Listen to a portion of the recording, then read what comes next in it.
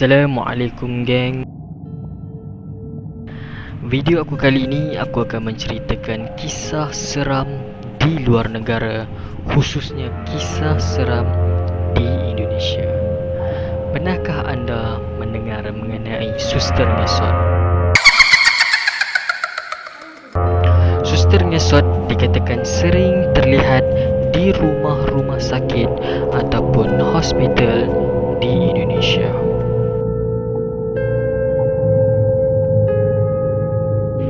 Hantu suster ngesot ini memang tidak asing lagi di bumi Indonesia, sehingga cerita mengenai hantu suster ngesot ini diangkat ke filem layar perak Indonesia pada tahun 2013 yang berjudul Suster Ngesot.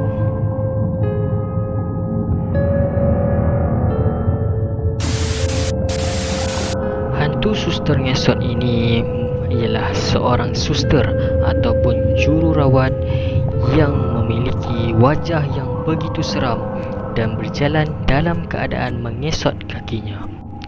Ramai dalam kalangan rakyat di Indonesia berpendapat apabila berhadapan dengan suster ngesot ini, badan akan seperti rasa tidak boleh bergerak dan tidak boleh mengeluarkan suara. Cuba bayangkan anda berada di situasi itu. Apakah yang anda fikirkan? What? Bro, what are you talking about, man? Apabila kelibat suster ngesot itu telah pun hilang, barulah orang yang berhadapan dengan suster ngesot itu boleh menguasai dirinya sendiri.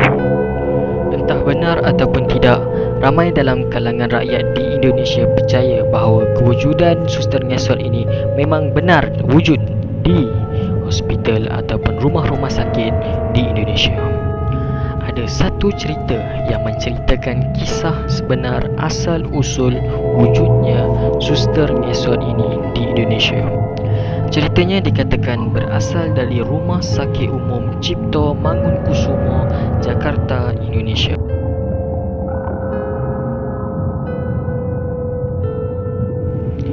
Cerita ini bermula apabila seorang daripada suster yang bekerja di situ mati dalam keadaan yang mengerikan, dan kematiannya itu tidak diketahui apa sebenar punca kejadian tersebut.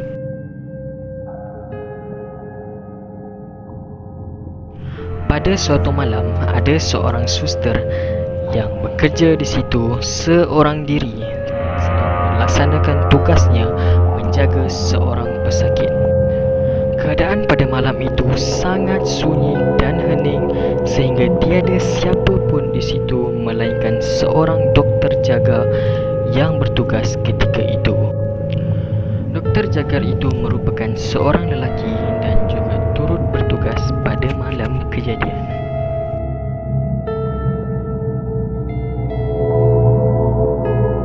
Hendak dijadikan cerita, dokter jaga itu betul terpikat dengan kecantikan yang ada pada suster itu. Ketika suster itu hendak ke ruangan rehat, lantas dokter jaga itu menghalang daripada suster itu masuk ke dalam ruangan rehat tersebut. Tanpa berfikir panjang, doktor itu memperkosa dan merogol suster itu dengan begitu kejam sehingga menghiris kaki suster itu sehingga tidak boleh berjalan. What? Akibat perbuatan tersebut, suster itu mati dalam keadaan yang begitu tragis dan mengejamkan. Akibat panik dan tidak tahu untuk buat apa, doktor itu membawa suster itu ke dalam ruangan laboratorium untuk menanam mayat tersebut di dalam ruangan tersebut. Tujuan perbuatannya itu adalah untuk menyembunyikan mayat tersebut daripada diketahui oleh orang ramai. Jadi bayangkan mayat suster itu mati dalam keadaan yang tidak terbela dan mayatnya itu tidak disemadikan dengan cara yang betul.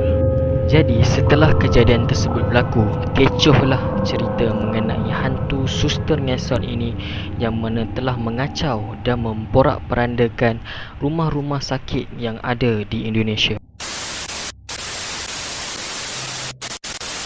Akibat gangguan hantu suster ngesot ini, ramai pesakit-pesakit di rumah sakit rasa terganggu dan ada juga yang mati akibat gangguan hantu suster ngesot ini. Dan sehingga kini, cerita mengenai hantu suster ngesot ini masih terngiang-ngiang di telinga rakyat-rakyat di Indonesia. Penampakan kelibat hantu suster ngesot ini yang ngeri amat ditakuti oleh orang-orang Indonesia sehingga kan menjadi popular dan terkenal di kalangan rakyat di Indonesia. Jadi itulah ceritanya mengenai hantu suster ngesot yang begitu popular dan terkenal di Indonesia. Itu saja dari saya. Assalamualaikum.